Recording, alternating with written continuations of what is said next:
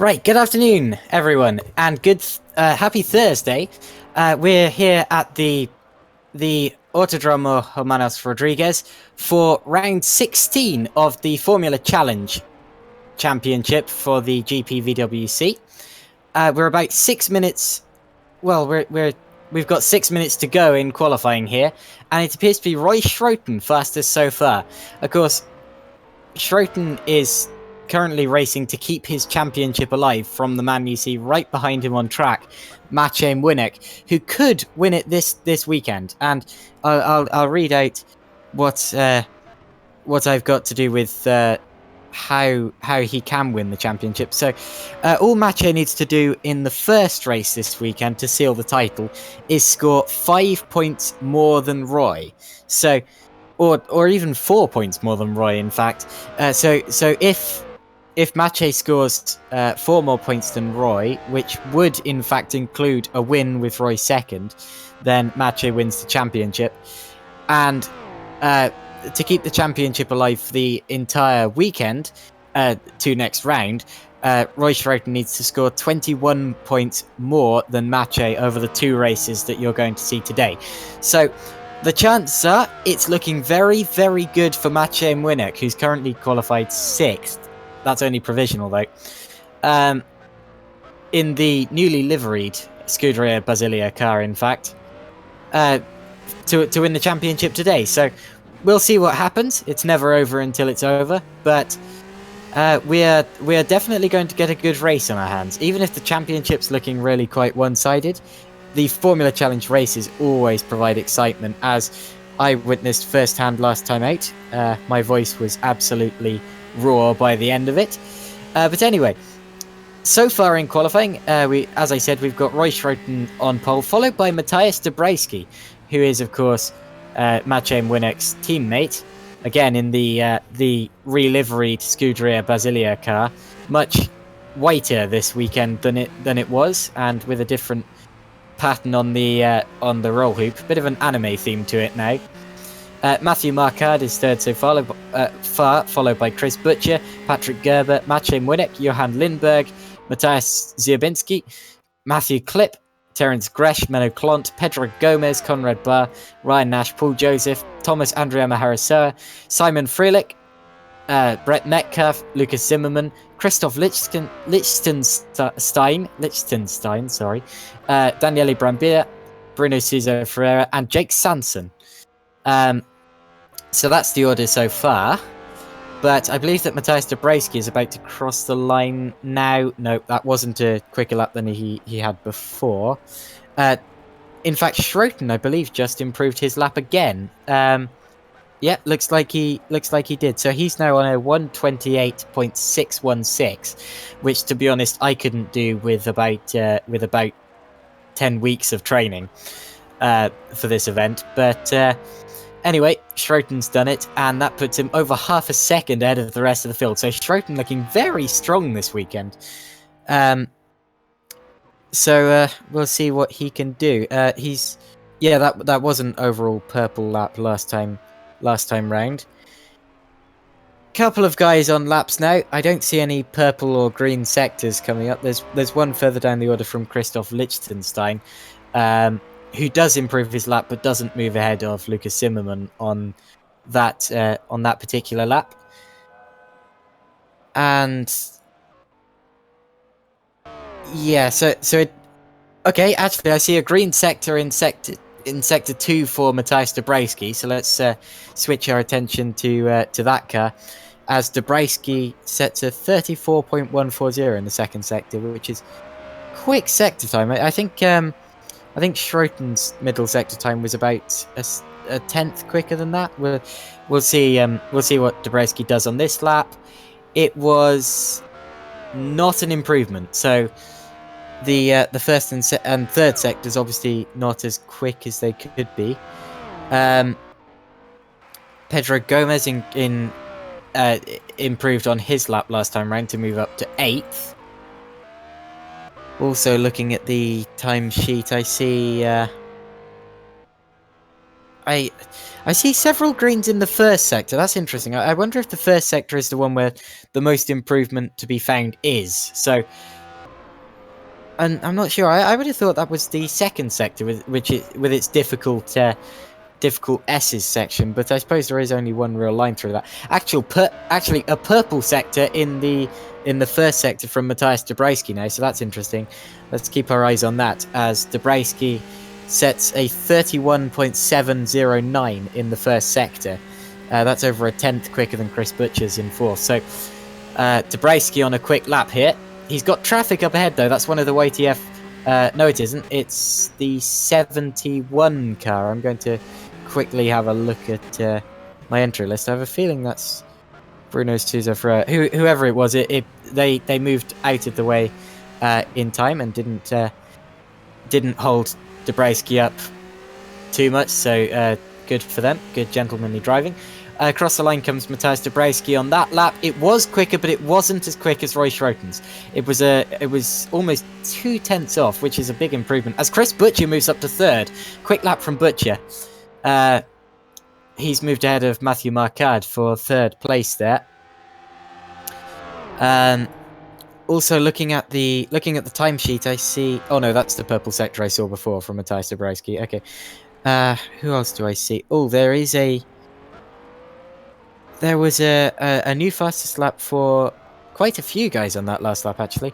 Zubinski, Menno Klont, Terence Gresh, Liechtenstein and Zimmerman all went faster on that last lap. Actually, I believe... Yeah, I now see another purple sector from Matthias Dabrowski. So Dabrowski again goes faster in the first sector. The checkered flag has actually come out on this lap now, so this is the final chance that any of these drivers will get. And, oh, there's been a crash. That's Jake Sanson in the barrier. Don't know quite where that is, but Jake Sanson has obviously had some kind of accident on this quali lap. Dabrowski's middle sector time wasn't quite as quick as... In fact, it wasn't quite as quick as his previous best in the middle sector. So for Matthias Dabrowski, this lap does appear to be going away from him a bit. Let's see what he can do, though. This is the end of the lap we're seeing him doing now. As I said, the checkered flags come out, so this is the last chance. No, it's not quicker. So Matthias Dabrowski has to settle for second place. And as Chris Butcher crosses the line in third there, I believe that's all of the notable drivers crossing the line there. In fact, it is. So it looks as if Roy Schroten has pole, an oh-so-critical pole for him for this first race of the weekend at the Autodromo Hermanos Rodriguez, the Mexican Formula Challenge round. And it'll be Dabrowski lining up alongside him, followed by Butcher, Moinek, Marcard, Gerber, Lindberg, Zubinski, Gomez, Klont, Gresh, Klipp, Barr, Nash, Freilich, Joseph, Andrea Maharasoa, Liechtenstein, Metcalf, Zimmerman, Junt, Brambier, and Sanson, who we saw having that accident towards the end of qualifying there. So that is the qualifying of it. Jake Sanson apparently reporting that he was driven into on a flying lap by Lucas Zimmerman. So we'll see what happens in terms of in terms of that. That might possibly that might possibly be an issue there. Matthew Marcard apparently also saying he doesn't think his fastest lap was legal, and in fact Maciej Moinek as well. So it'll all be down to what their second fastest lap was in that case. And I don't believe Moinek actually set a lap at all. No, in fact he set one flying lap, but his other lap... Actually, it's showing me the same with Marcard's...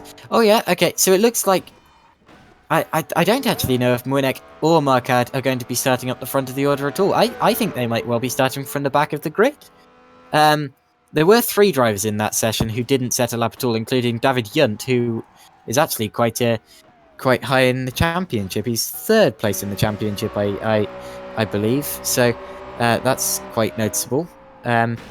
Disappointing session. Yeah, he is 3rd in the championship. So disappointing session from David Junt. Also not setting a lap were Daniele Brambier and Jake Sanson, who had that accident on his flying lap, possibly caused by Lucas Zimmerman, possibly not. Of course, I didn't see the the actual instance, so I can't really judge it. There's some chat going on, so I'm going to. Lucas says, "Yeah, I had a bit of anger in my stomach because you destroyed my last possible lap." So possibly, Sanson and Zimmerman having a bit of an altercation out there on course, maybe even twice. They do appear to have had a bit of on-track history, so it'll be interesting to see what comes out of that. Right, so the race will be coming up in about 5 minutes, I reckon. We'll have to see. We'll have to see when that comes up, but it won't be long at all. And we have an interesting grid. Of course, we're not actually sure of the grid formation, as we quite regularly aren't, I'm afraid, with Winnick and Marquardt both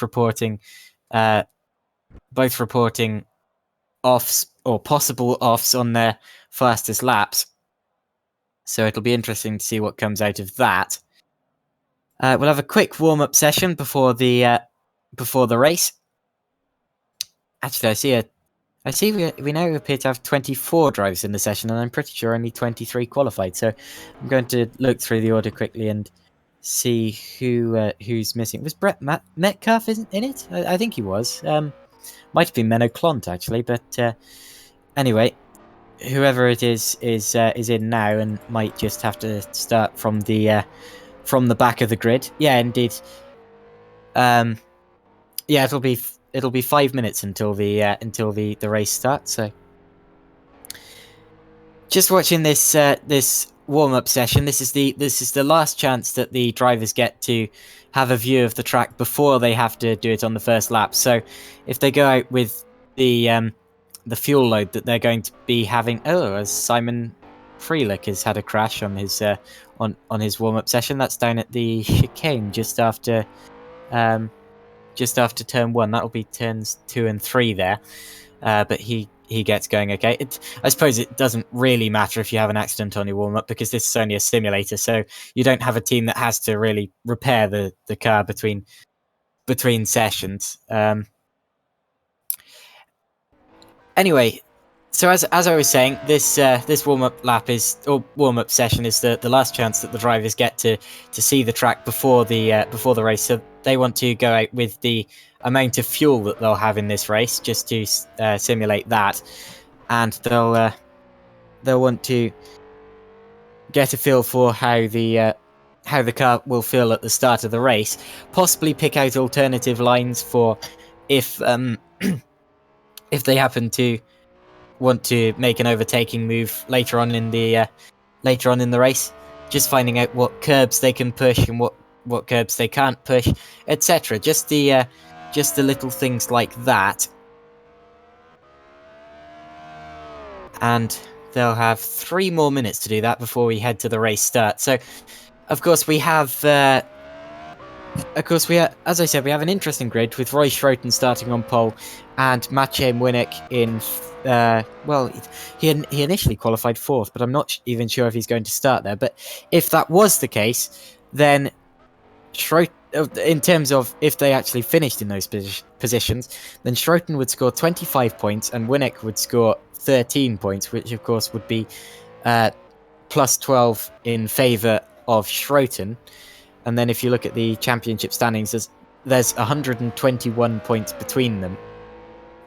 So that would be 109 points in favour of Winnick, which would keep the championship alive until the next race, but wouldn't be enough to keep the championship alive until next round, which would mean that for Schroten to still win the championship after that, or still be in with a mathematical chance of the championship, he would need to outscore Winnick by 9 points in race 2. So that's all of the boring mathematical side of things out of the way. The first warm-up lap comes from Brett Metcalf, but of course the warm-up laps are just they are not really accurate indicators of a driver's real pace. Of course, the warm up is just a chance to get used to the track and how it feels with the setup you'll be starting the race on. As I said, as I believe there's been some kind of other accident just near the start of the lap. Never mind. This is, as I said, this is only with Simon Frelick again. This is only warm up, so it doesn't really matter. We've got 1 minute of it left as Pedro Gomez tops the times for now. Of course, Gomez was actually really quite impressive last round. I hadn't actually seen him much in this championship coming up to last round, but he certainly he was certainly up at the front challenging the other drivers when he wasn't getting spun, which unfortunately he did in one of the races. I'm just trying to find him on the championship standing sheet because I don't believe he actually has done that many races this year. In fact, last round might well have been his debut for this year. Oh, where is he? Oh, there he is. Yeah. Last round was his debut, and he managed to score points on both races. So, good job from Pedro Gomez last race. Let's see if he can replicate that this race and see if he can keep up a 100% point scoring score.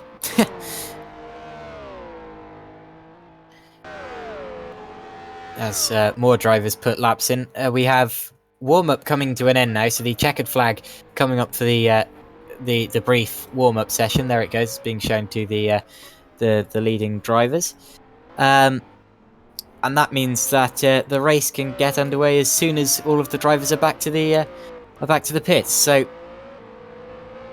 tension's really building. I tell you, I'm nervous for them. I can't imagine how the drivers are feeling. Well, I can because I've been in their position, of course. But this is really the point of the race where it starts to get properly exciting, and you really start to feel your heart rate like you wouldn't otherwise. As Christoph Liechtenstein performs a practice start on the grid, as does Pedro Gomez, I believe. No, it's Roy Schroten. And out of everyone on this grid, Roy Schroten is probably the man who needs a good start better than anyone else with his current championship position. So, of course, every bit of practice before the actual event is very much necessary as someone else hits the wall in the background. Right, so who still hasn't made it to the pits yet? I believe only 2 or 3 cars. So as I said, the race will be getting underway very shortly. As a brief recap, Roy Schroten needs to score within 4 points. Well, within 4 points of Maciej Młynek to keep the championship alive until next race. That means that if Młynek was to win the race, he would be champion. If Młynek was to finish second, Schroten would have to win the race to keep the championship alive. If Młynek was to finish third, then fourth would be enough to keep the championship alive just for Schroten. Fourth would be sixth. Fifth would be eighth. Sixth would be ninth. Seventh would be 10th. 8th would be 11th. 9th would be 12th. 10th would be 13th. 11th would be 14th. 12th would be 15th, and so forth. So Młynek could technically win the championship with a position as low as 12th in this race.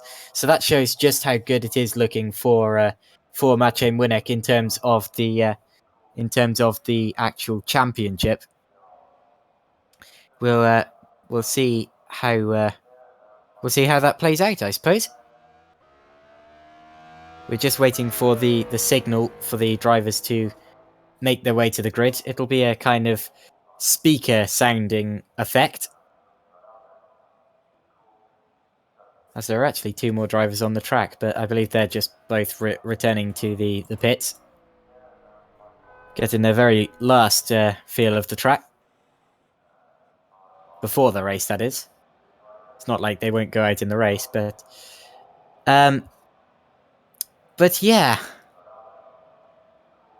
So in terms of qualifying, of course, it's Roy Schroten starting from the front of the grid, barring any penalties that I don't know about. I don't know of any penalties for Roy Schroten. I'll have to check my penalty list again. That would really shake things up, but to be honest, I don't think he has one. Looking at the penalty list, we have Daniele Brambilla, Pedro Gomez, and Mark Breslin starting from the back of the grid for track limits in the last qualifying session. We have five slots for Pedro Gomez, although he's already starting from the back. We've got 5 slots for Bastian Peisler, another 5 slot for Pedro Gomez, and also 5 slots for Chris Shepherd. So,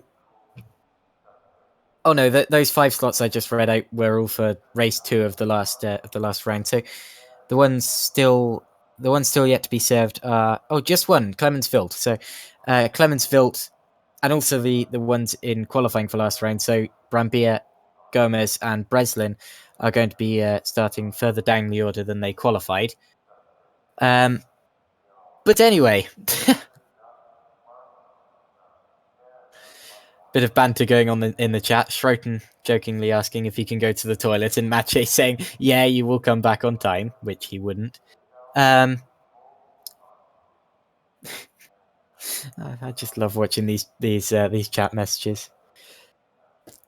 It's more like a club than a racing series, really. I mean, everyone knows each other, and there's a lot of banter, of course, behind the scenes.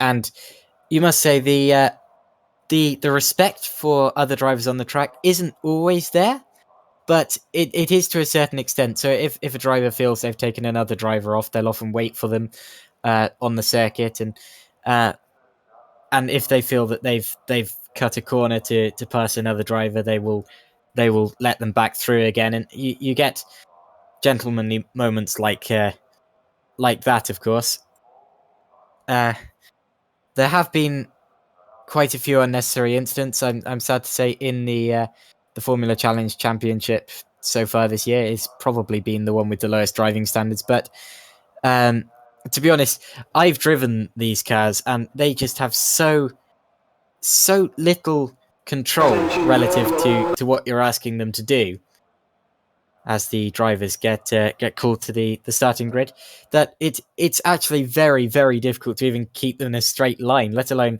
race with them properly. And that's not an excuse for contact, of course, but I understand when it happens.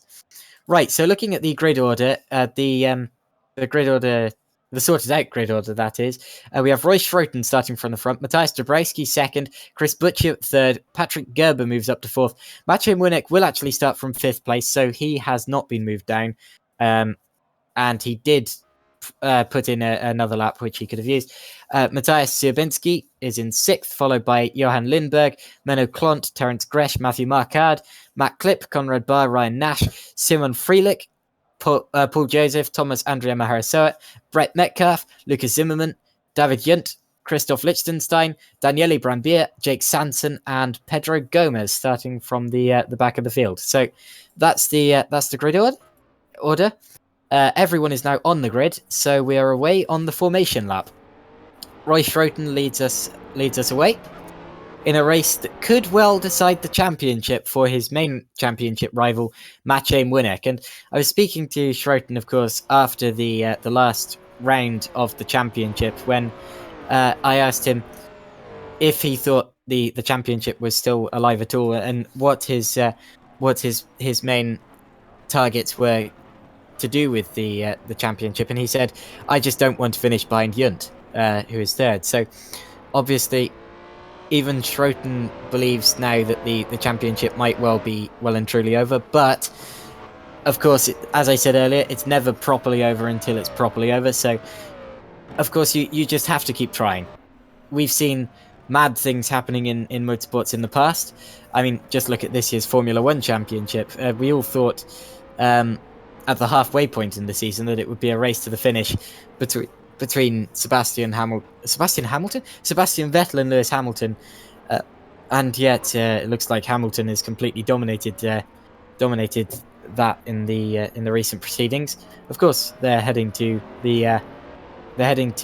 this track here, the Autodromo Hermanos Rodriguez, quite soon in the future, actually. So look out for that. But anyway, we're expecting, or we're hoping for the opposite of that in this championship, of course. We just to keep the championship alive and keep things properly entertaining championship wise. And well, you never know.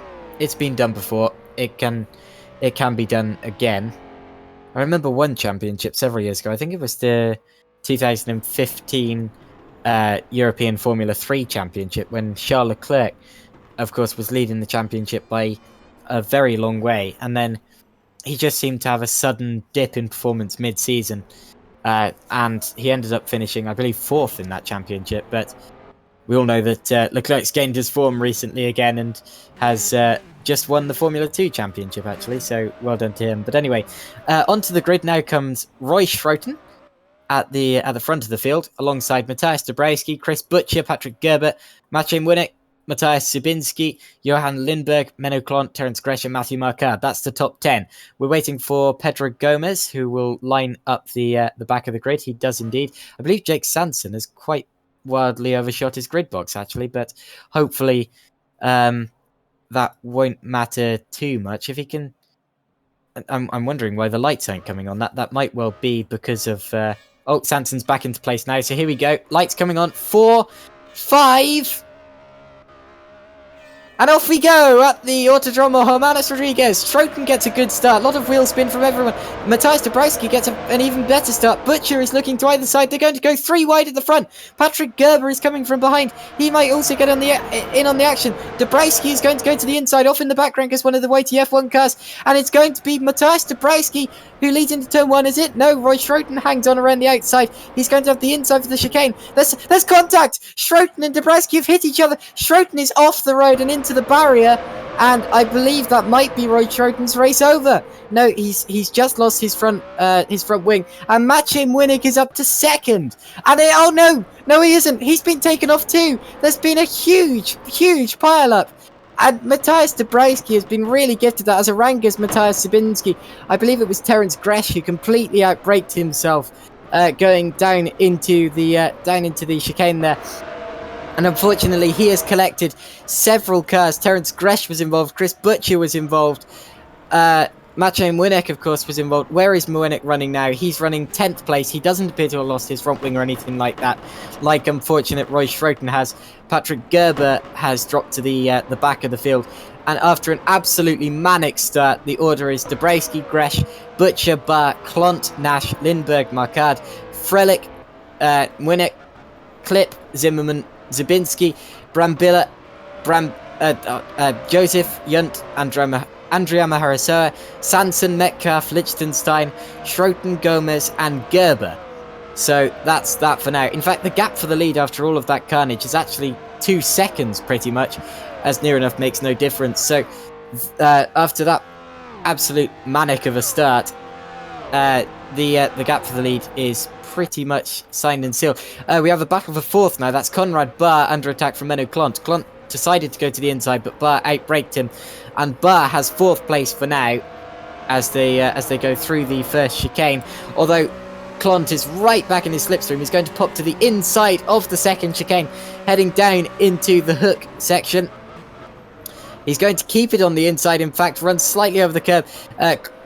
Klont runs, or Barr runs wide, and Lindberg is going to get on the inside of both of them. So Lindberg takes a very opportunistic move to move up to 4th position. Very good move from Lindberg.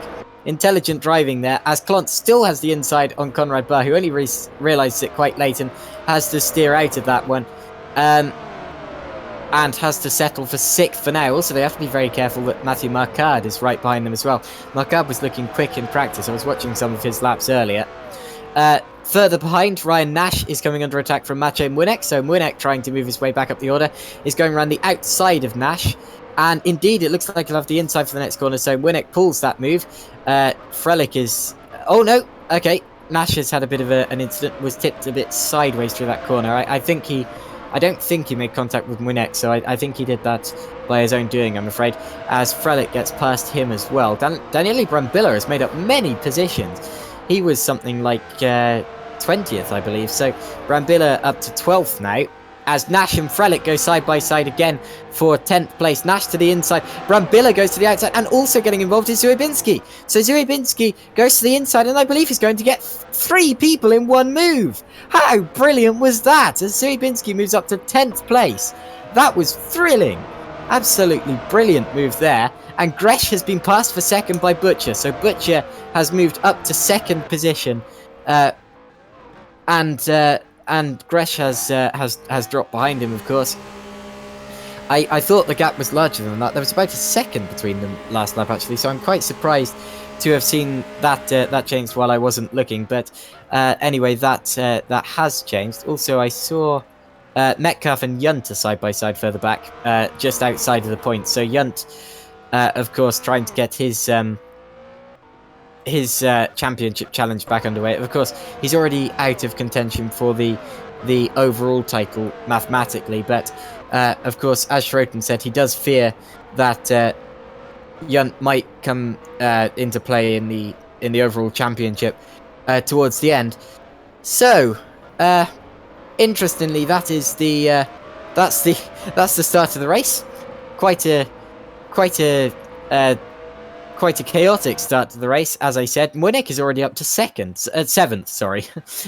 Made everyone jump there a second, but 7th place.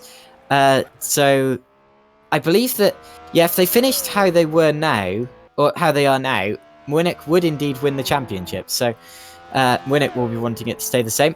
Zuibinski has now moved past Matthew Klipp for 9th place, so that place has changed down into turn 1 there. And, of course, Zuibinski's next challenge is Conrad Barr. Further up the field, it's getting rather close between Clont and Marcard. Marcard was about 6/10 behind Clont in the last sector, and the gap looks considerably closer than that now. I'd estimate about 3/10 as they head into the S's this time round. This is the battle for 5th position I'm talking about here. With Clont, actually, I saw a bit of tyre smoke, so I don't think that was a lockup. He probably just bit a bit out of his tyres through that corner, but I can imagine that most of the field will be doing that, so it won't hamper him too much there. Indeed, the gap is still 5 seconds. Or, no, not 5 seconds, 5/10 for 5th place there, so I'm sure it was closer earlier in the lap. That might just be... It might just have come out again towards the end of that sector. Patrick Gerber, I'm afraid, is out of this race. So Gerber, after his opening collision, has obviously decided that enough is enough as far as his damage is concerned. And Gerber has retired from this race as Clont goes defensive for 5th, but Marcard pops to the inside, and he is going to have that position down into turn 1. So Marcard finally gets it for 5th place, used the slipstream. I thought that Winnick was going to get in on it as well, as Clont gets back in the slipstream and actually pulls out of it rather immediately out of the opening chicane, as Winnick goes to the outside as well, so they're going 3 wide. Marcard is right in the middle. They tangle on the exit of the corner, and they tangle again in the next corner of the hook. In fact, Munich was very lucky not to be taken off there, as was Matthew Marcard. I'm just seeing a replay of that on the live stream. That was absolutely... My goodness, they were both really lucky there.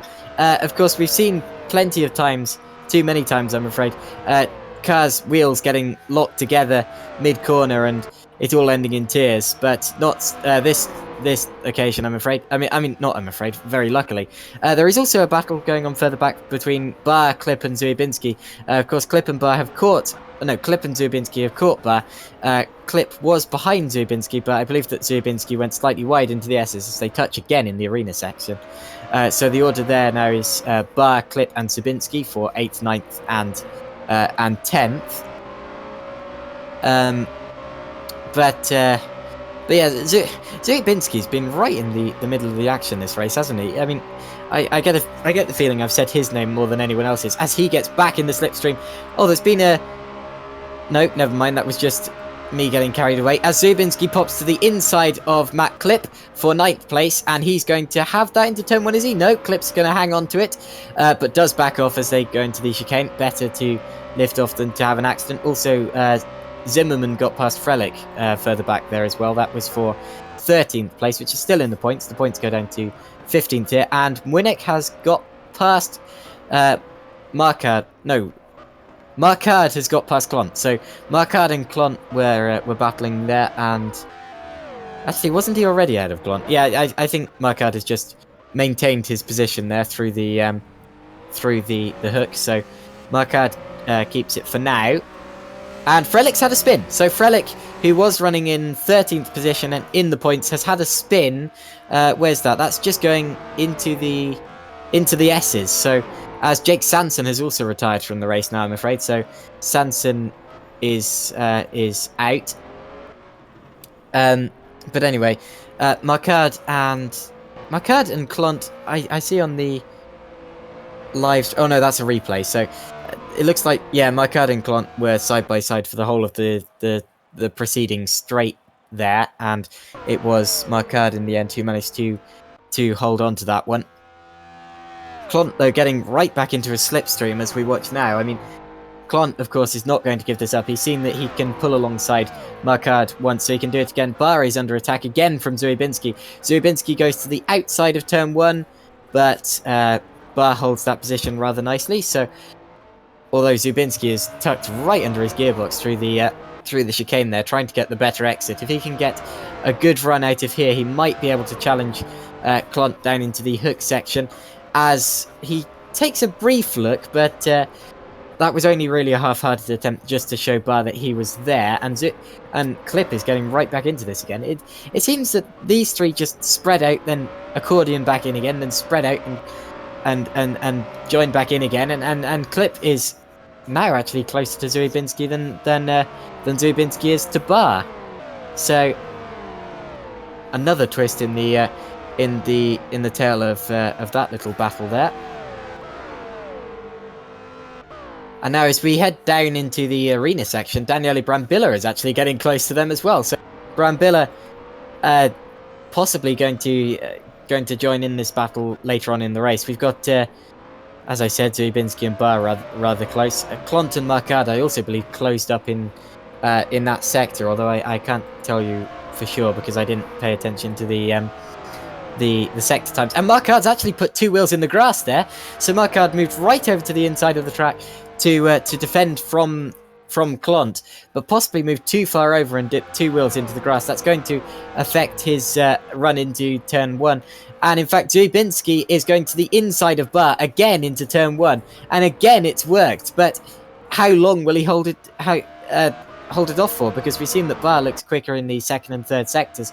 So Zuibinski possibly running a much lower downforce setup than Bar, getting ahead on the straights and then dropping back again through the corners. And they've just been switching and swapping. All of these 4 have Zuibinski, Bar, Clip, and Brambilla.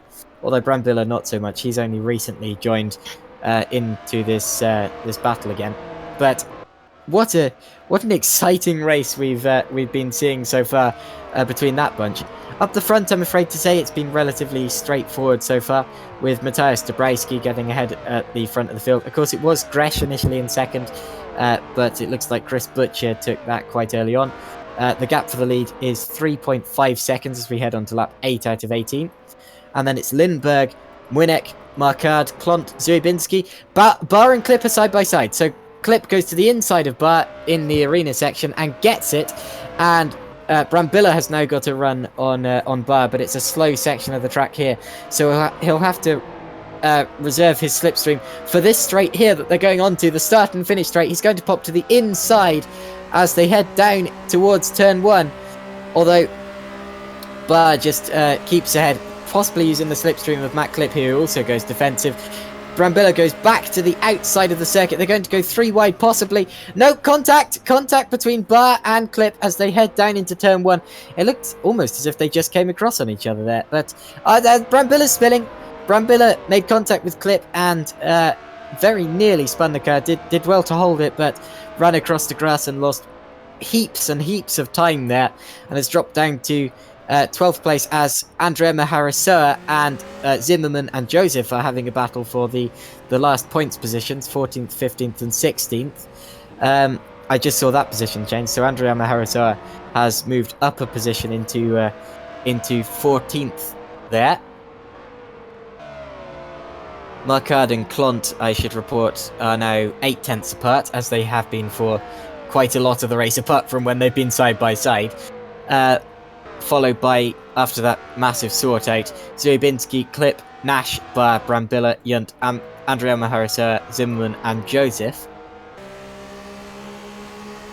And another spin for Simon Frelick. So Simon Frelick has obviously been struggling with the handling of his car so far this race, and I just kind of switched the camera to him to see him backwards, as is Thomas Andrea Maharasa. So Harasur has had an off in the stadium section and has now dropped to 16th place behind his rivals Zimmerman and Joseph. So a lot of spins happening now. I wonder if people are just kind of getting used to the fact that their tyres aren't as good as they used to be, as Joseph is going to have a look to the inside of Zimmerman for 14th place now, as Yunt goes to the inside of Brambilla. You don't know where to look in a race like this. Yunt gets 12th, Joseph gets 14th. Does he? No. Looks like... Oh, yeah, he does. Look, it looked like Zimmerman was going to hold on to it, but no. Joseph has held onto that. Half of the race is done so far. If the race standings were to stay as they are now, Maciej Winnick would indeed be the champion. Schroeton has only just moved up to 17th place ahead of Brett Metcalf, as Brambilla moves ahead of Junt, but Junt moves back ahead of Brambilla as Brambilla goes very, very wide in the hook section. Slid almost sideways through the corner, although it looks as if Brambilla is actually faster through the S's here, so we'll see what Brambilla can do on the exit of those S's. Possibly might get the run on Junt down into the arena section. Junt having a pretty poor race by his standards so far, if I must say so. I mean, he of course is running third in the championship. I believe he's got 3 wins so far this year. So we're used to seeing him running up the front of the field. Oh no, it's only the 1 win for David Junt, but still, we're used to seeing him running right up the front of the field. But sadly, he doesn't appear to have been having such a good race this time out, as Schroeton moves now ahead of Zimmerman, who has spun. So Zimmerman spins in the final corner, actually heads into the pits now. So might be having a bit of a problem with his tyres there, Lucas Zimmerman. Yeah, looks like he is pitting for a new set of tyres, possibly, or almost definitely, butchered a lot of their life out in that last spin. Of course, the spins serve the purpose of putting massive flat spots on your tyres, and it becomes very difficult to drive with those big flat spots a lot of the time, especially if you have a wheel with very good force feedback, because sometimes it can just absolutely try to wrench the wheel out of your hands, and it can really affect the handling of the cars very badly. In reality, some drivers have had to pit the car because it has been literally undrivable. And that just proves how much people underestimate what a flat spot can actually do. Now, I'm watching the battle for 4th here, because Maciej Winnick has been on the back of Johan Lindberg for several laps, but he's never quite been in a position where Lindberg has felt the need to defend until now. Lindberg goes to the inside of turn 1 as Winnick looks to the outside. Again, it was quite a half-hearted move in that attempt, because Winnick was just sort of trying to show his nose to Lindberg to prove he was there and to try and force Lindberg into a mistake. Of course, if you're on the dirtier line, the line that not as many cars use, then it is very difficult to misjudge the corner and just go wide on the exit. And that is, of course, is as Gresh spins from 3rd place, very nearly hits Lindberg as hits Winnick as Winnick comes past, and Gresh now drops down to 5th place, is under attack from Matthew Marquardt. He's going to be kicking himself there as he actually runs wide over one of the S's and cuts it. But he's going to be kicking himself there because he was running in 3rd place. He was going for one of his first podiums of the season. He hasn't had that successful a season in terms of wins so far. He spun again! Gresh just overcooking it, and I believe...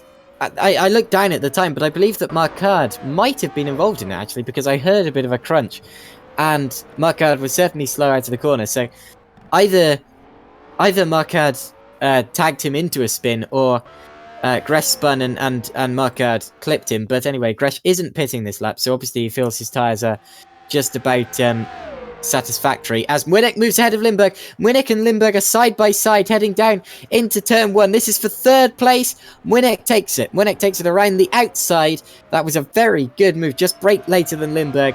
And Winnick has got 3rd position. And that is really going to help his championship charge. His main title contender, Roy Schroden, is down in 14th position after the opening accidents, as Conrad Barr now pits his car. Barr, of course, involved in an incident quite late on in the race, but Barr is having an earlier pit stop than we've seen other drivers making.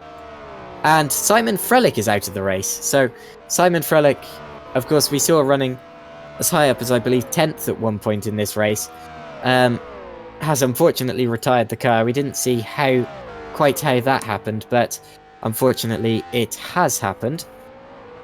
Winnick has obviously been released from a massive strain.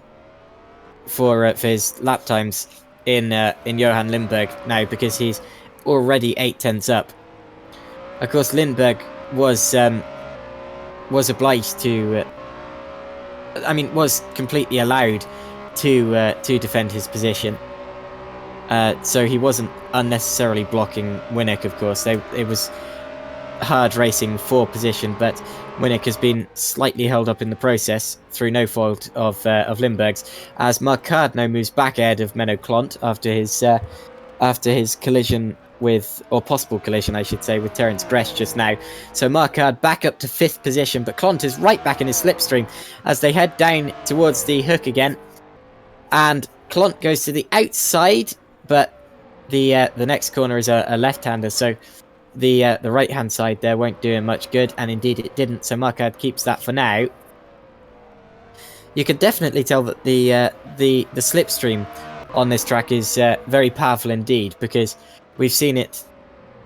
We've seen cars side by side coming down into turn 1, especially race long, and in fact, Lindbergh made a slight mistake through the, or Marquard rather, made a slight mistake through the S's now, so Clont is going to have a much better run, and might go to the inside of the arena section, but Marquard is defending it very, very well. He's going to have to go to the outside. Marquard's going to go wide on the exit, though, and Clont is going to have to look every which way, just trying to force Matthew Marquard into making a mistake, but Marquard hogs the inside line, saying, in no way are you getting through. Robust defence, but that's what you need to do here. He almost had all 4 wheels over the line on the inside when he was defending it just now, coming down into the arena section. But anyway, he's now defending again to the inside. He's trying to break the toe here. He's ducking and weaving. Of course, you're only allowed to make one move that's deemed to be of defence, so you have to do it very subtly. But of course, that was just for the tactic of breaking the toe and stopping Clont from getting to the inside, which he does again. Clont's forced to go to the outside. This is a masterclass in defence from Matthew Marquard, who almost left the line open there, but didn't quite, as Gresh ran wide in the background. I just saw that on the edge of my screen. I thought that Clont was possibly going to have a go down into the hairpin, but he was not close enough that time around. Marquard didn't bother defending to the inside line there, but didn't need to, because he knew that Clont was too far back. Slight puff of brake smoke from Menno Clont, or tyre smoke rather, as they head down into the arena section. So slight lock-up. You'll be seeing more of those as the race goes on. Of course, we've seen several drivers pitting so far. The aim is usually not to pit if you can help it, but we saw last round in particular that pitting was definitely the way to go. Although that was in the wet with quite a few more slides than this round. Lindbergh goes defensive again as they head down into turn 1. Clont is going to have to try something different if he wants to get past the widest car on the track, Matthew Marquard. you can see how flickishly, if that's a word, Matthew Marquardt was driving the chicane there, completely flicked it into the second apex. That just shows he is really on top of it at the moment. I love it when you feel like that. It's just, it makes you feel so much more alive when you're defending than when you're attacking, because you can see the opponent in the mirror and it's properly like a car chase. As Lindbergh actually went, Marquardt, sorry, actually went slightly wide going into the S's again. He always seems to struggle with that first apex here in the S's. We saw that happening, I believe it was last lap or the last before, or the lap before rather. And that's going to allow Clont right onto his tail as they go down into the arena section again. Clont's closer this time than he was last time. I thought he was going to keep to the inside of the second corner of the arena section, but that hasn't happened this time around. And it's almost a replay of last lap. Although I tell you what, Clont's going to be right in his slipstream as they head out onto the start-finish straight here. Possibly a slight bit of wheel spin from Clont as they head out here. As Terence Gresh and Matthias Zubinski are battling for 7th, but and in fact they're side by side now. So Zubinski goes to the outside and does actually pass Gresh before the corner, but Gresh is going to be back in the slipstream as Clont again looks to the outside of Marquardt. No room there. And Gresh and Zubinski actually touched there as they came through turn 1, but Gresh keeps that place for now. Again, you just don't know where to look. Clont's going to go to the outside, heading down into the second chicane, as is Zubinski. My goodness. So, and Zubinski, is he going to get this place because Clont didn't? Zubinski does indeed get the place around the outside of Terence Gresh. So, good move from Zubinski. Clont was not quite able to pull off the same manoeuvre. Very hard to work out who's quicker where. It looks very much like Clont is quicker through the S's than Marquardt, although he did actually just cut one of the S's corners. He needs to be very careful of that, of course, because if the race stewards notice him doing that too many times, he could well get a penalty, possibly a time penalty or a grid penalty for the next event. But and he's got off. So Clont actually went.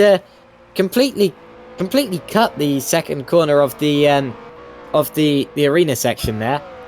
It looked as if he could have made that corner actually, so I'm surprised to see him doing that. But then again, I wasn't on board with the car, so I didn't know if he locked up or lost the rear end slightly or anything of the sort. But whatever the case, he's lost time to Matthew Marquardt. He's now 9/10 back, as Zubinski and Gresh are actually separated by a second now, so that gap's come out again. The gap for the leads come down meanwhile. Of course, if you remember towards the start of the race, there were 3.5 seconds in it. Now there are 2 seconds, which means if there is a mistake from Matthias Dabrowski, then Chris Butcher could well take advantage of it and win the race. But of course, Dabrowski is a very consistent driver. We haven't seen him making that many mistakes in a race as Gresh has spun. Terence Gresh spins out of the chicane, and he's going to come under attack now from Matt Clipp and David Yunt. Yunt has made it up to 10th place now. So, but Gresh, of course, who was fighting with Zubinski, has a spin as Dabrowski wins the race. So it was Dabrowski from Butcher, from possibly Mwinick, who's going to come home in 3rd place. Now watch this as he accelerates out to the final corner, and Zubinski, Mwinick, I announced the wrong name. Mwinick wins the driver's title, and he knows it. Johan Lindbergh is 4th position. Matthew Marquardt is 5th. Menno Clont is 6th. Zubinski is 7th. Gresh will come home in 8th. I must say it was a brilliant drive from Matthias Dabrowski, but it might well be overlooked by the championship-winning position from Maciej Mwinick. As Gresh finishes 8th, Clip finishes 9th, then it's Yunt, Brambilla, who actually spins it across the line. Schroten finishes 12th, the only man who could have denied Mwinick of the championship mathematically, but unfortunately for him that has not happened in this round or this season, and Maciej Mwinick is the champion, barring any late penalties, of course. Ryan Nash was 13th, Paul Joseph was 14th. The final point went to Thomas Andrea Maharasoa in 15th. Pedro Gomez finished just outside of the points in 16th, and sadly ends his perfect points scoring run. Brett Metcalf is 17th, Christoph Liechtenstein is 18th, Lucas Zimmermann will finish 19th, followed by Konrad Barr in 20th, and then we had the non-finishers in Simon Frelich, Jake Sanson, and Patrick Gerber. So, a brilliant result from Matthias Dabrowski. That is his first win of the season, and a brilliant win at that. It was almost 2 seconds the gap to Chris Butcher, and of course Butcher no slouch himself. Butcher, of course, has won 2 races so far this season. But anyway, Dabrowski gets his first win of the season, but Mwinek is the champion. Fantastic. Brilliant result for the Scuderia Basilia team, actually, because both of those cars won something today. Dabrowski, a race. Mwinek, a championship. And Winnick's actually being crowded into the pits by Ziabinski here, but that doesn't matter because the race is over. So no foul there. And I will see you all in race 2. I'm in desperate need of a drink, honestly, as I was last round.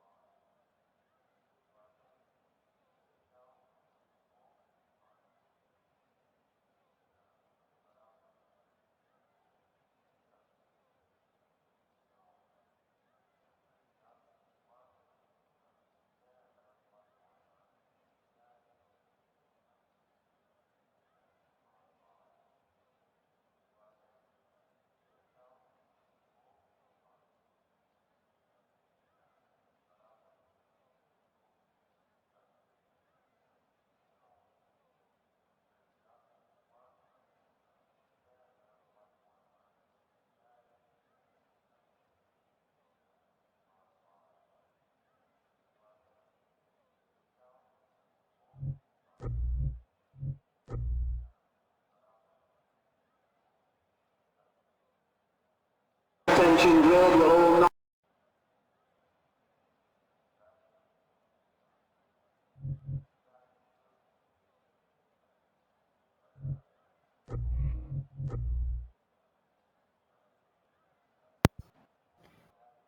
Right then, so the cars are making their way to the grid for the second race here. Of course, we're no longer contending for a championship. That's already been decided, but we are contending for a race. So the result of race 1 is how they will start for this race, except the top 12 have been reversed, which actually puts Roy Schroten on pole in a very lucky for him twist of chance. So Schroten starting on pole after, well, for the second time of the weekend, of course. The first attempt didn't go so well with an incident on the first lap.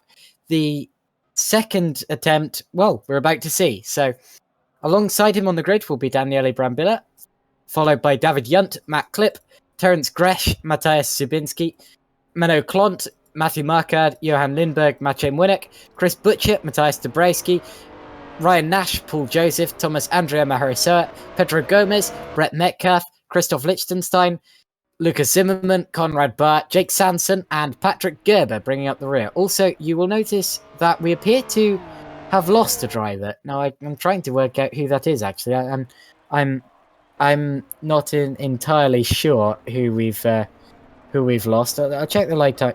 Nope, live timing doesn't tell me at all. So, I suppose we'll have to figure that out as the race goes on. It doesn't appear to be any of the main championship contenders. I mean, or rather, the people who are high up in the championship. Of course, the championship itself has already been decided by Maciej Młynek, winning, well, not winning race 1, but winning the championship in race 1.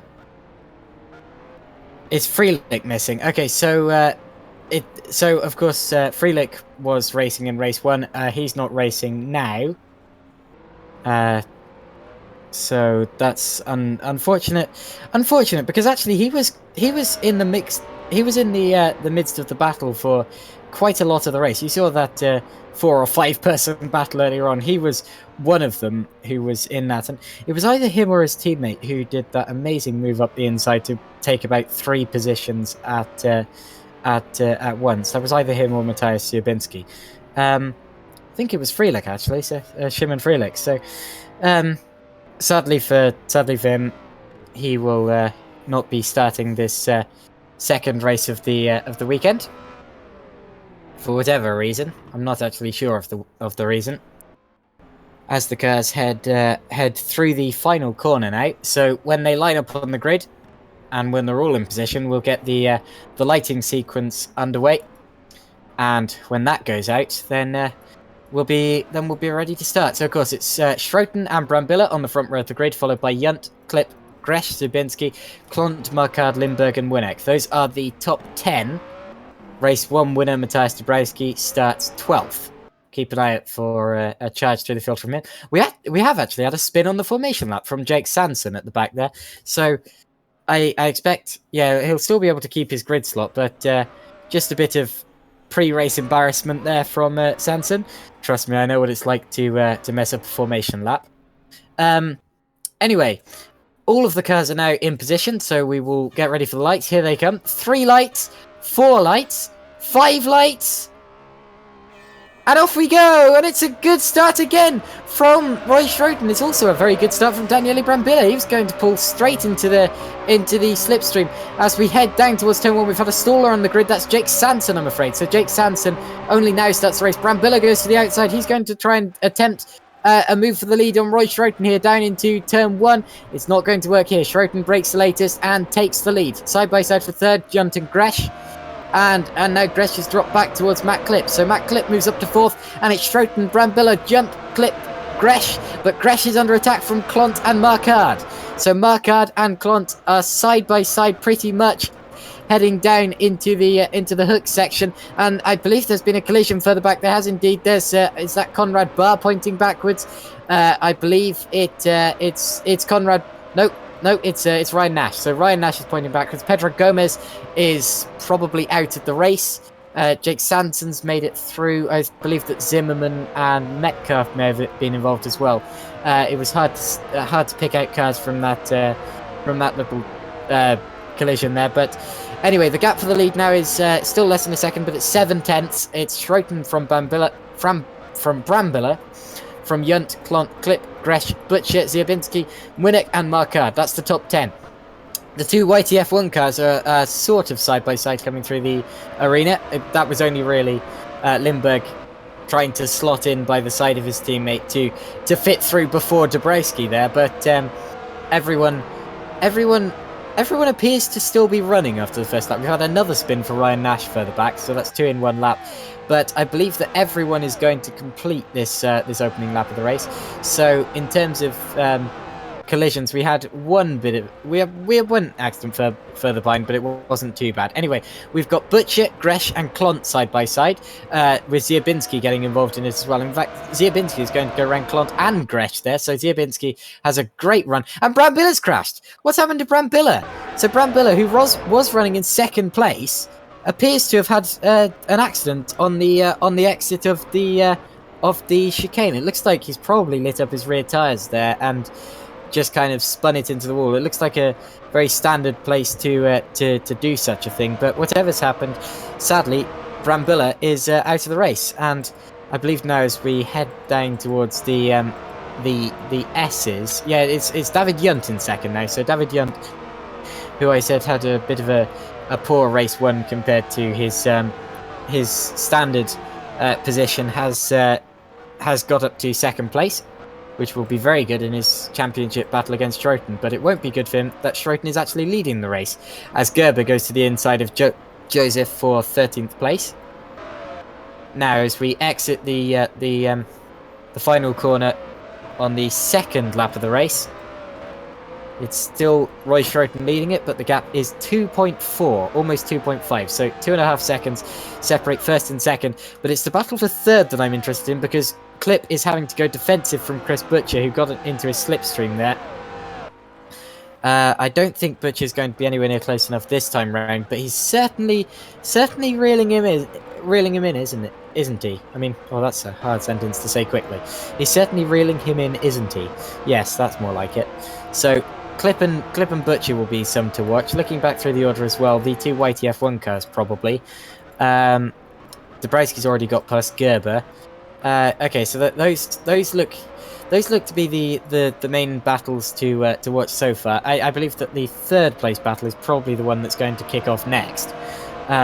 Although you can never predict things like that in a series such as this. I believe that Winnick's actually dropped slightly back since last lap. I think he got up to 6th at one point. Well, I'm not entirely sure, so I'm not going to say that for certain, but he's certainly closer to Matthew Marcard than he was last lap. Well, whatever the case, it's pretty much single file so far as we head through the arena section for the third time. But of course, they are all right on each other's gearbox. All it takes is for one slight mistake from the car ahead, and all manic breaks loose. In fact, slipstream can cause quite the same effect, as we might be about to see here, as Chris Butcher gets right into Matthew Clip's slipstream, pulls to the left, or the right rather, and Matthew Ziabinski is going to come through as well. It's going to possibly be 3 wide. Ziabinski pops to the inside of both of them, and Ziabinski again. If he was the GPVWC Academy car that did that in race 1, he's done it again. Pulled to move on 2 cars to go up to 3rd position. So a brilliant move from Matthias Ziabinski. Butcher is now going to look back to the outside of the hook, turn 4, as there's a spin. Is that Maciej Winnick? Maciej Winnick has gone round further back, but he didn't go quite the way around. He did manage to recover it, only lost a position to the 2 YTF1 cars. But anyway, Maciej Winnick has dropped from 7th to 9th in the hook section. Now, as through the S's we come, it looks like Butcher has got past Ziabinski again, so Ziabinski has dropped back to 4th place as Clip and Klont are side by side down into turn 5. Turn 5? No, 5th place. What am I saying? The arena section. So Clip and Clont, and Clont looks up. Clont has a big lockup going into the arena section. I thought he was going to loop it round and possibly take out Clip in the process. Luckily, that wasn't the case, but that's certainly not going to help his tyres. I wouldn't want to be driving with a flat spot for that length of race. I mean, we've only just gone on to lap 5. We're just over 20% of the race in. As Marquard looks to the inside of Clont now, heading down into turn 1, and Clip is going to get in on that. Contact as Clip and Marquard go around. It looks as if Marquard just didn't know that Clip was on the inside. Yeah, Marquard just didn't know that Clip was on the inside, or maybe he didn't know that he was quite so close. But whatever the case, they've both gone round, and now Marquard is under severe attack from Patrick Gerber, who's going to go to the outside as we head down into turn 4.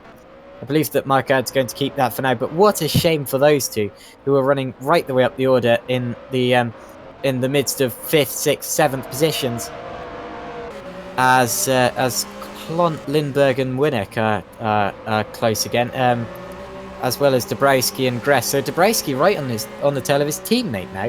This has been a very impressive weekend for Matthias Dabrowski so far. He's actually looked quicker than Winnick all weekend, and that might just be because Winnick has been held up by the traffic ahead a bit more, but I don't know. Whatever the case, it can't take away from the fact that Dabrowski scored his first win earlier today, and of course now he's actually pulled right into the back of his teammate Macho. So great performance so far from Matthias Dabrowski. Came into the championship quite. I mean, he hasn't been in here for the whole championship, so good performance from here so far. Anyway, the battle for second is now 9 tenths apart, so 9 tenths for third. Sorry, so third 8 tenths now. That'll be with the slipstream heading down into turn 4. Powerful stuff the slipstream is, as Barr is now having a battle with Liechtenstein for 14th place. Liechtenstein dives to the inside. Whoa, that was a brave one. Very brave, in fact. Completely, I mean, I've seen moves like that not work in the past, but luckily it was clean, and quite a good one, actually. I don't think Barr was expecting it there, and in fact Clip is going to get right onto the back of Barr again, after his spin earlier on in his collision with Matthew Marquard, who himself has recovered to 10th place.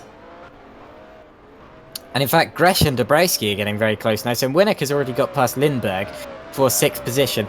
Dabrowski has been left behind him for now, but that's allowed Terence Gresh to get right up onto his tail. Actually, looks like Dabrowski's had a better run out of the final corner there, but Gresh was close to him through the arena section. I suppose that's partly due to the accordion effect you tend to get through there, as the braking zone causes the cars to join together a bit more. Now, as for the last points position, Barr and Liechtenstein are still at it, as well as Clip as well. And Clip goes to the inside of them both. He might well... Oh, he squeezed them together! There's been a complete sandwich as they head down into turn 1. Clip and Barr have come together. Clip doesn't appear... Oh, Barr's lost his nose there, and... Oh, he's kept the engine running, so Barr is still in the race for now. Clip is down to 17th position. I'm sort of... yeah, such a shame for those two. I mean, you can see that when cars are battling that hard, and especially when you go 3 wide, like I'm just seeing on the replay now. Yeah, when you go 3 wide like that, of course Liechtenstein wasn't going to be expected to back out of it at that point, and of course the other two just kind of moved over slightly, possibly more on Matt Clip's side than on Conrad Barr's side, but whatever happened, unfortunately they came together, and that's been the result. Also, Jake Sanson appears to be off down at the chicane. So Jake Sanson, who of course retired from race 1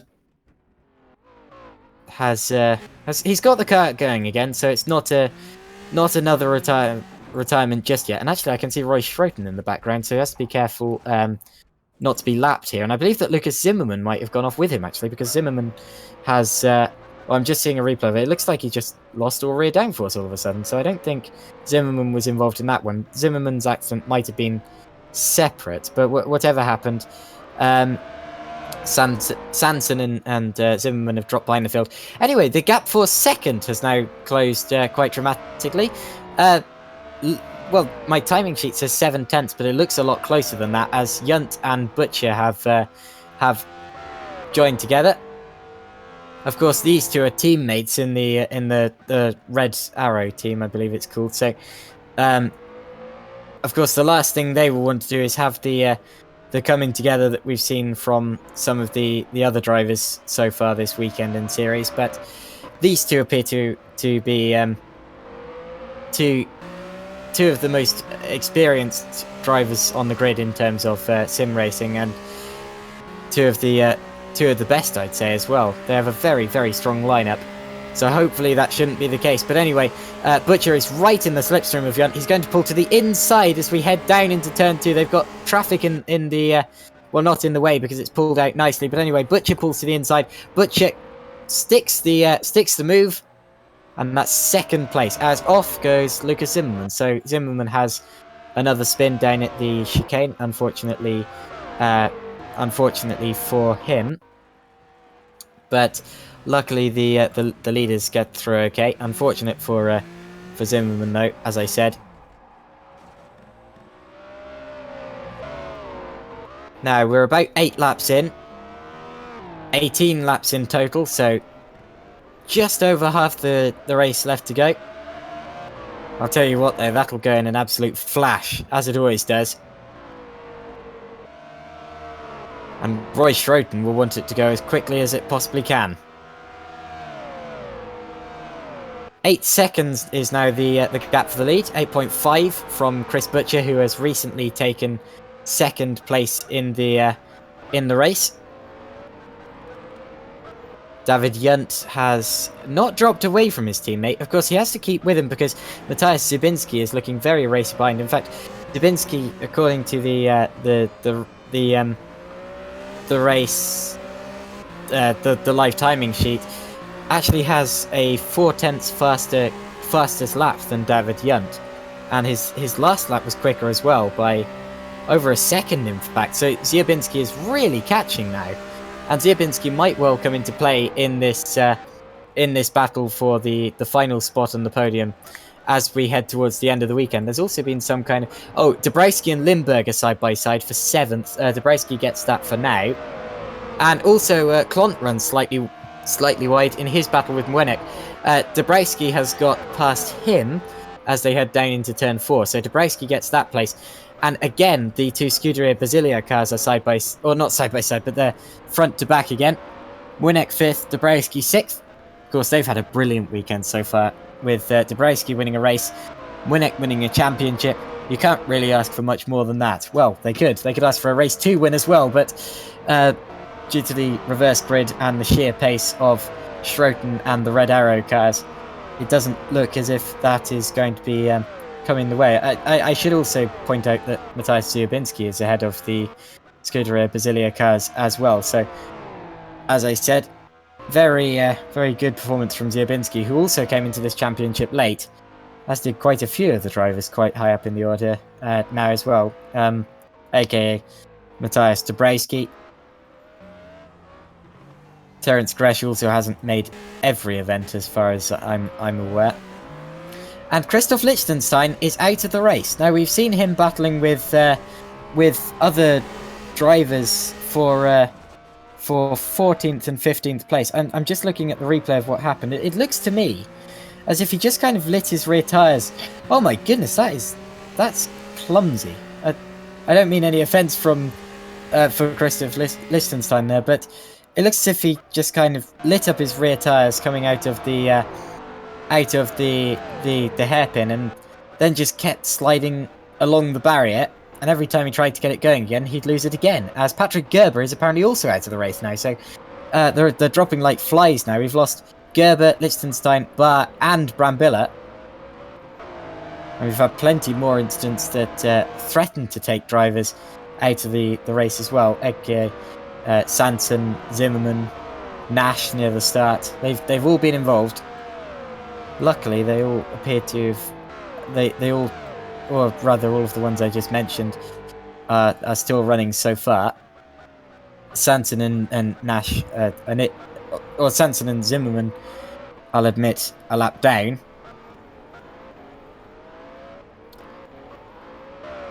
But anyway, the gap for the lead is still 8.5, so it's been that for pretty much the entire, probably the last 40% of the race. But the thing that I'm looking at is the battle for third place, because that's really come down. In fact, in the last lap, it's come down to less than 0.6 of a second. And if you remember a few laps ago, it was about 3 seconds out. So that has really come down. In fact, the last lap was again quicker for Zibinski. So Zibinski is catching Junt at a varying rate per lap, but it's certainly coming down. And it's coming down consistently. We also have a fastest Sector 1 now, a fastest overall Sector 1 from Chris Butcher, who of course is pushing to try to catch Roy Schroten. Possibly a bit too little too late. He'd need to catch, I think, about 2 seconds per... He would need to catch a lot. I'm not going to do the complicated maths while trying to commentate at the same time. Zibinski actually does cut the... one of the S's by quite a lot there, so he needs to be careful of that, as I've said. The race stewards are taking a look at things like that, and of course I'm not trying to make the decisions for them, but just looking at what I'm seeing. Speculation, that's the word. Speculation. Right, so what's the gap on that lap then between Junt and Ziabinski? It actually came apart. So Ziabinski put in a slower lap that time round than David Junt. So Junt pulling slightly away from Ziabinski in that third position. Lindberg and Klont are side by side for 7th. So Lindberg goes to the inside.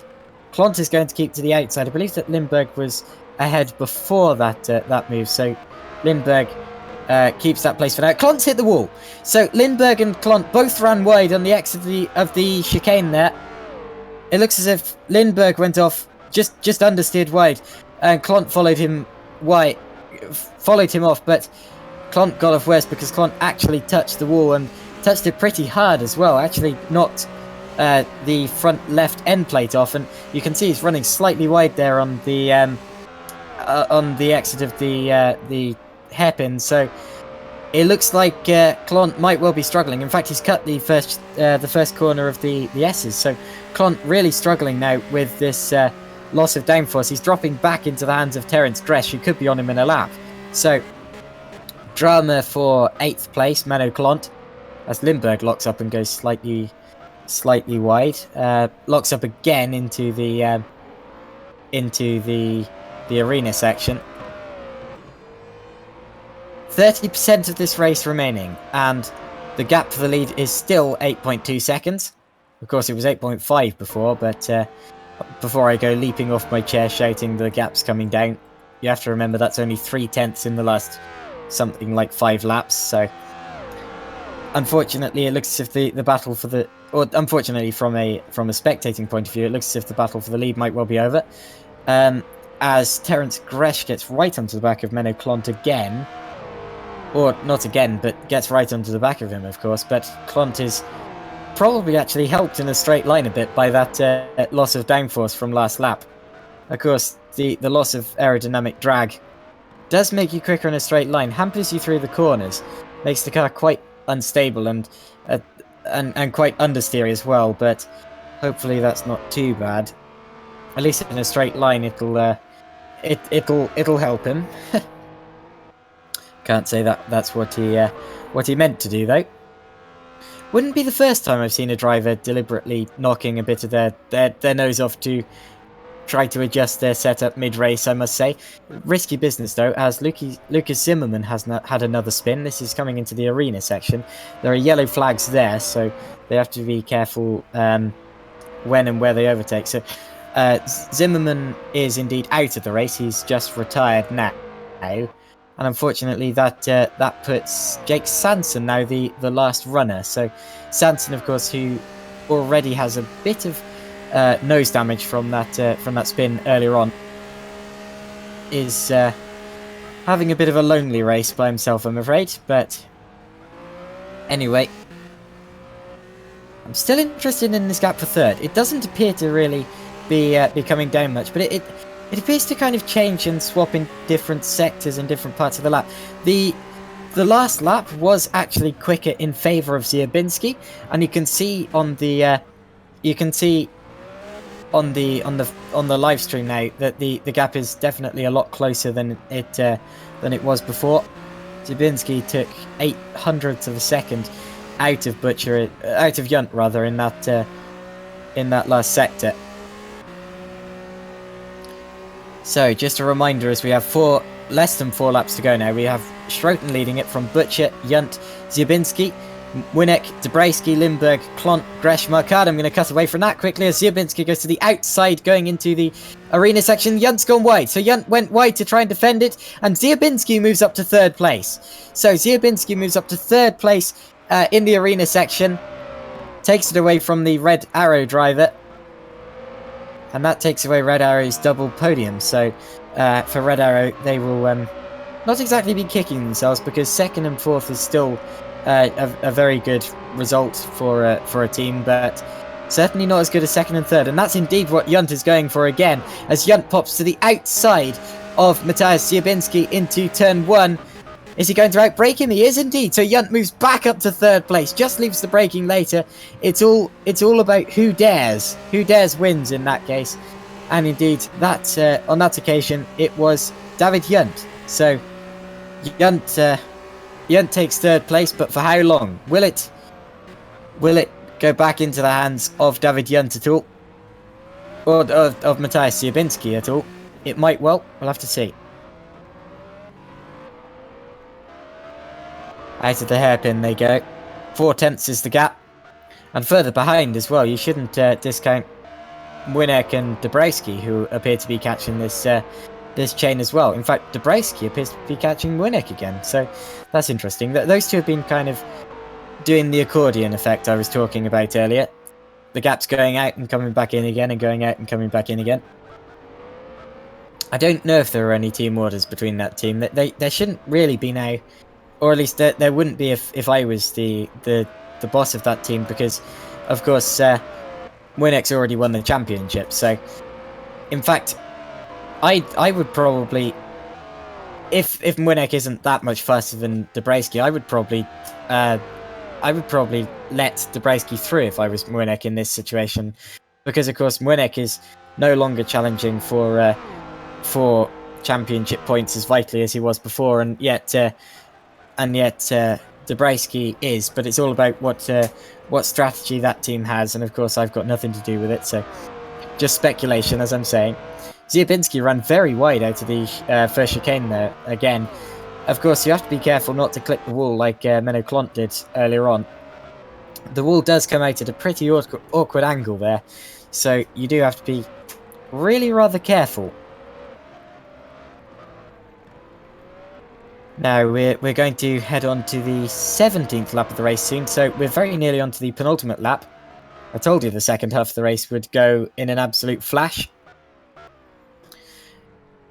Not so much drama as we had in race 1. We haven't really had cars side by side every lap like we did before, and we haven't really had the carnage that we had in race 1. But I suppose that the second option is definitely an upside.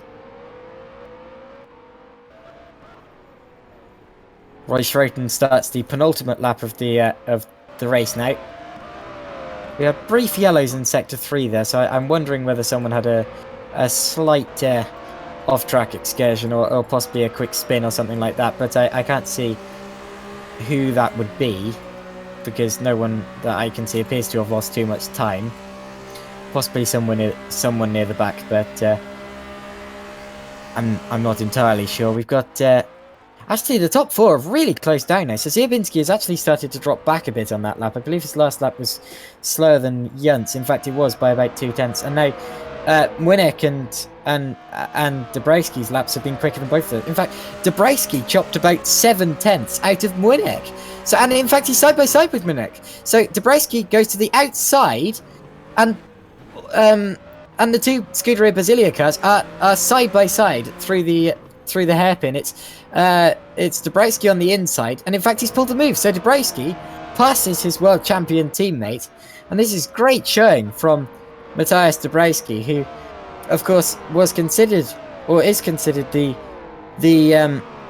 number 2 driver in that team, as Winnick's already won the championship. But to be honest, there's no sign of that here, as he really had to fight his way through past Winnick there. There was no team orders between the team. I mean, you could tell that. Roy Schroten, meanwhile, has crossed the line now. So Schroten wins it. Schroten wins his 5th race of the season, I believe, and Chris Butcher comes home in 2nd. So Schroten, after a disappointing race 1, has recovered it in race 2. Then it's Yunt, Diabinski, Dabrowski, Winnick, Lindbergh, Klont, and over the line. Oh, Klont and Gresh actually crossed the line pretty much side by side there. So battling right until the end. Matthew Marquardt takes 10th position. Pedro Gomez will come home in 11th. So after a very disappointing race 1, where he had to start from the back of the race, from the back of the pack, he's fought his way through to 11th in this race.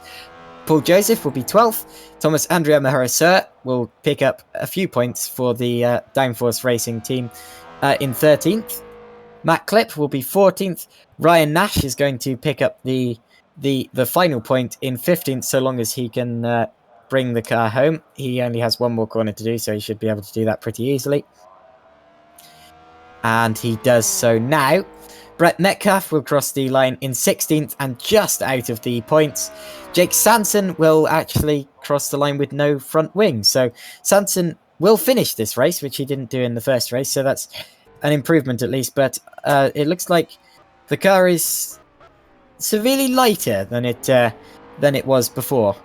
So I'm not entirely sure how that happened, but whatever the case, you can see Chris Butcher there just kind of cheering him home, as Sanson, of course, understeers wide due to his massive loss of downforce due to the front wing missing. But look at this, he's finished the race, so well done that.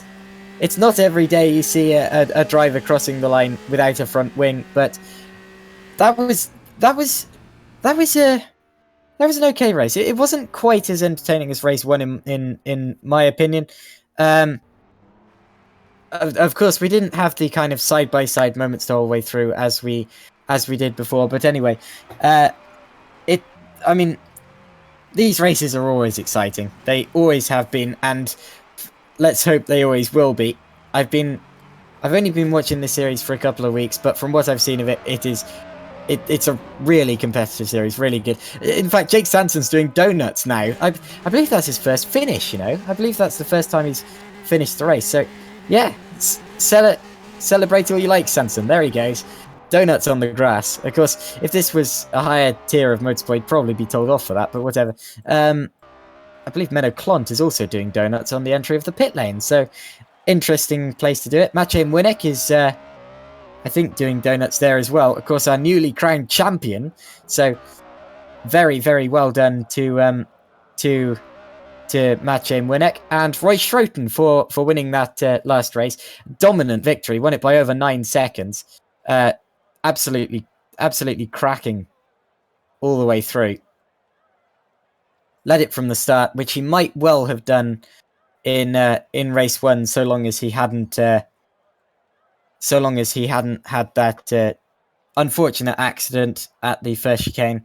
But he's done it now, and we can start preparing for the interviews. So when we get some of those in... Oh, we've already got a few drivers in. We have Chris Butcher, who I'm going to drag in first. So let me just sort that out.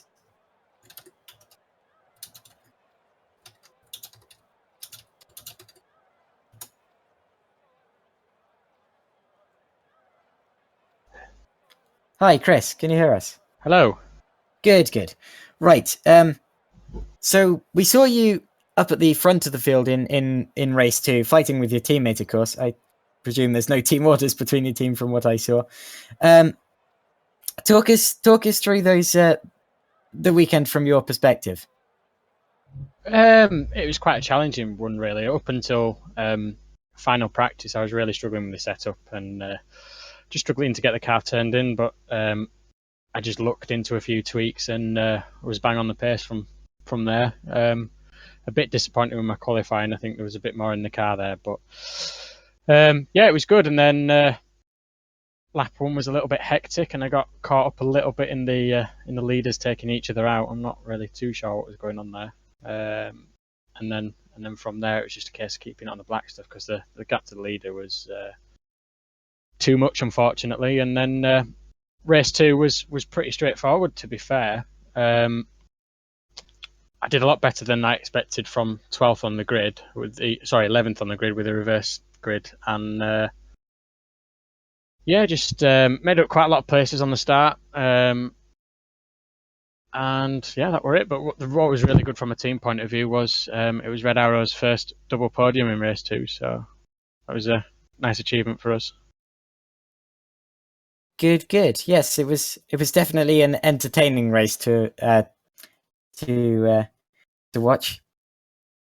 So as I said, we saw you we saw you having a battle with your teammate towards the end. Was there kind of I suppose there wasn't an order to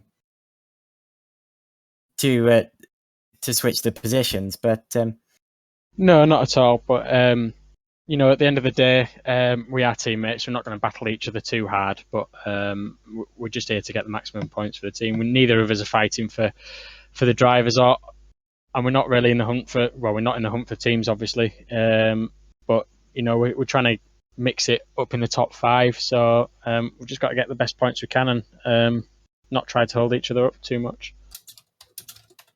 good, good. Yes, it was a definite good weekend for your team. Plenty of points gained. Yeah, thanks for that.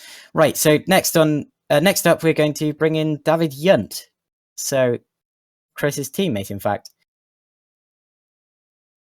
David Yunt, can you hear us? Yes. Good, good. Right.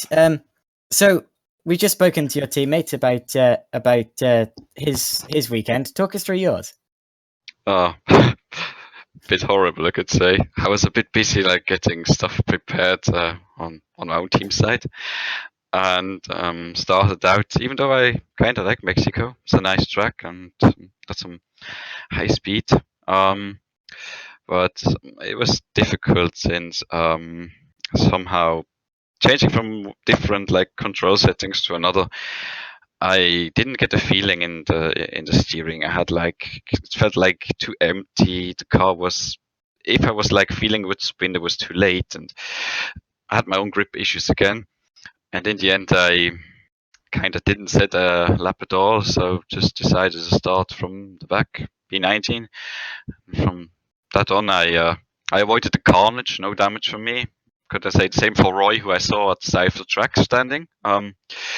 But I made it through, but I think I got a bit with the old problem grip and the steering feeling. I spun around, lost like 6, 7, 8 seconds.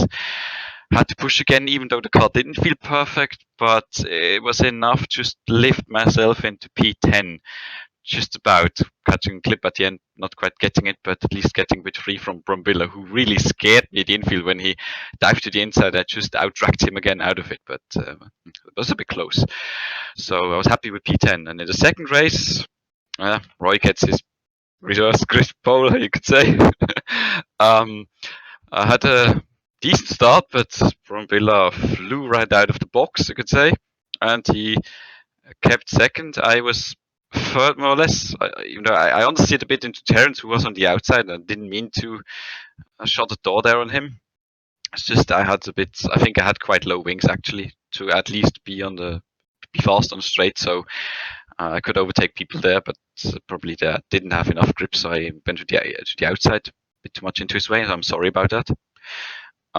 So the rest of the race, I thought like second when Brombillo spun off and retired. But I then saw, Chris is gonna be fast, and then we'll just let each other pass straight where we don't lose too much time. But still, Czubinski was so fast; he was catching up easily to me. And it was like a matter of in the twisty bits when you have less wings, just try to keep the car on the grippy stuff and get the most out of the corners, so you don't lose much time and. He's getting back up to you and then gets the chance to draft past you, which he overtook me when I went wide at the entrance to the stadium, but managed to drag him back into turn one. And from there on, I think he had one mistake where I got 1 second, and that was just enough to, with staying on the grippy line to keep third on the podium. So I'm quite glad with that, because I saw that so many people would have caught up, and even Maciej was about to catch up. So, and some more people, but it was I just could keep enough of a pace not to get into too much trouble and just get it at the end. So I'm glad with P3 in the second race, and it's good for me in P3 in the championship, even though Roy got more points on me. But it's also really good for Adaro, since we had a great scoring round. I think TR had 1 car, and I think also Thunderdog had a bit, apart from Roy, with problems. So it looks like we can still bring the fight to inside the top 5 in the team championship. So I'm quite glad we managed to score so well today. Good. Yes, it was a good second race. It made up for the first, definitely. Great result for your team. Anyway, next up, I'm going to bring in Jake Sanson. So here we go. Hi, Jake. Hello. How you doing, Josh? Yeah, very good, Jake. So, we saw you in the wars a bit. I'm going to say that to start off with, but you did donuts at the end of the weekend, so, and we all saw that. So obviously you enjoyed it. Talk us through how it went and how it was. Well, so first of all, I'm still coming at this as a complete and total novice. I mean, I'm still learning my trade as a sim racer. Whenever I can get to Simply Race in Milton Keynes, I train there, and I feel like I'm coming on. But the car is still a really difficult one to get used to.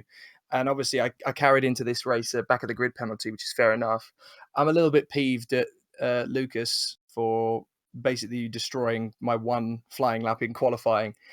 He said, "Oh, I didn't expect you to brake there." Well, okay, but you're faster than me, so pull over to the right and just get past me. That's not exactly hard. But, I'm not here to ruin people's races. I'm just here to learn, which is, I thought, what Formula Challenge was all about, wasn't it? That's kind of what. Anyway, so the first race, I made a couple of mistakes, and unfortunately, by the time it got to lap 4, I was a bit demoralized, to be honest. So I kind of withdrew. I just kind of thought, well, people seem to be annoyed I'm getting in their way, even though I'm a rookie. So I just thought I'd get out of everybody's way. So I focused on Thomas, and Thomas did an absolute cracking job in both races until Lucas hit him.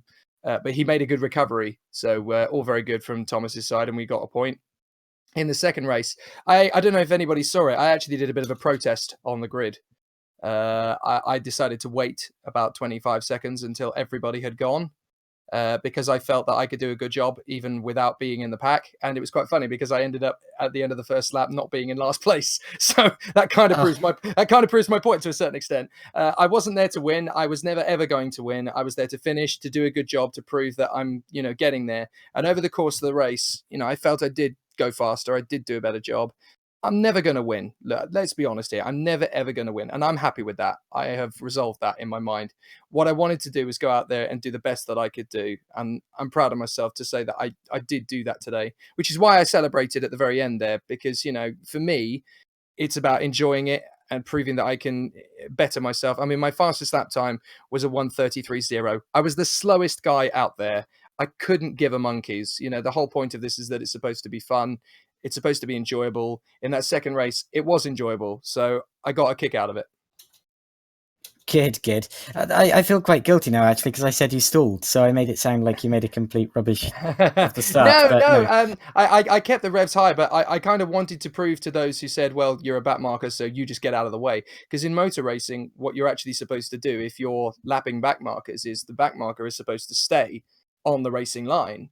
If you read any MSA Blue Book or any form of official motorsport, the back marker stays on the racing line and you have to drive around the back marker. The onus is on the race leader to go around the back traffic. Because if I was to weave from one side of the track to the other, trying to get out of people's way, I'd be a danger to other drivers. I'd be a roadblock, and that's not conducive to sensible motorsport. So I decided to just stay on my line. If people want to lap me, they can. And if I see people in, the smallest of mirrors I've ever used in sim racing, then I will get out of the way. But, it was just an interesting point that, I felt at the start of the weekend, I felt like I wasn't allowed to be a rookie making mistakes. And by the end of it, I made a couple of mistakes. You saw me without a front wing at the end of the race. I lost a lap through. I lost a lap through an earlier mistake, which was my own fault. Partly because the tyres were going off and partly because I'm still learning. So I thought, well, I'll pit in, I'll repair the damage, I'll put a fresh set of tyres on, I'll let the entire field lap me, which I did. And then the pressure was off, and it was basically just trying to see who retired from the race to see if I could move forward. And once Lucas Zimmerman was out of the race, I was elated because that was my only goal, was to beat him. My only goal was to beat him. You did it. I did. I'm happy. A finish is a finish. And for me, at this level, well, I'm still learning, that was a win. And I'm happy with that. Right, thanks, Jake. Yeah, indeed, absolutely. Thank you, Josh.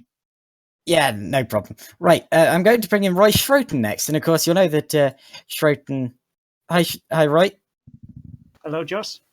Hello. Yes, bit of an up and down weekend. The down was, of course, at the start. The up was, of course, at the end. Talk us through your weekend.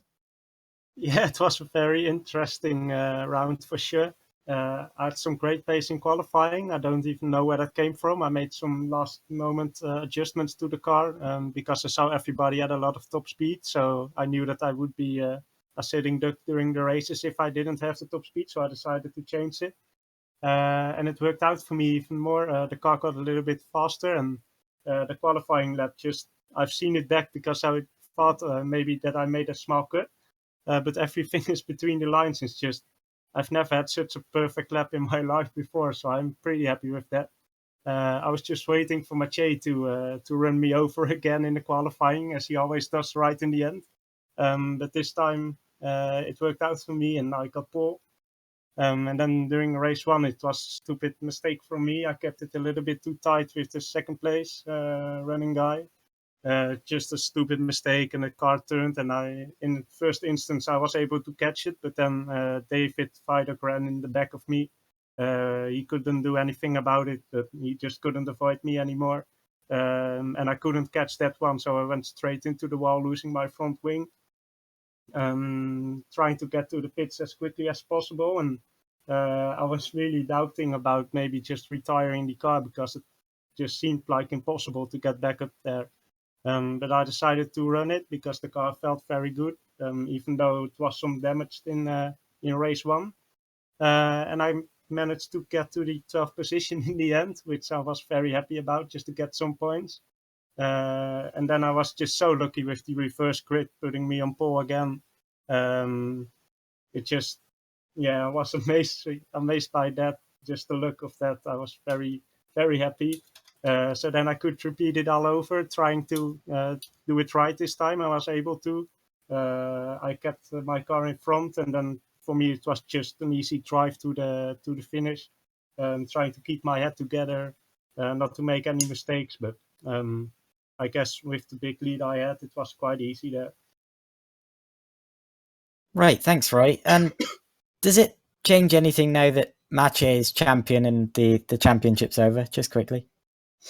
Well, no, not really. I was thinking already a few races ago that I couldn't catch Mathieu.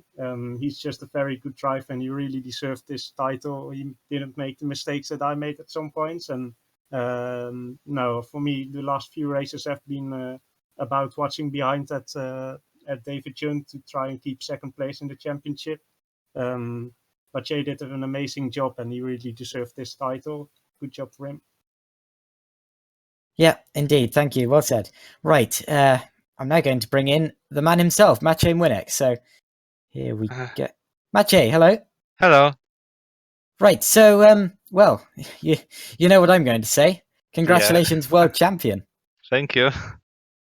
So fantastic. Both the races and the season. Talk us through it. at the beginning of the season, I didn't know where I am.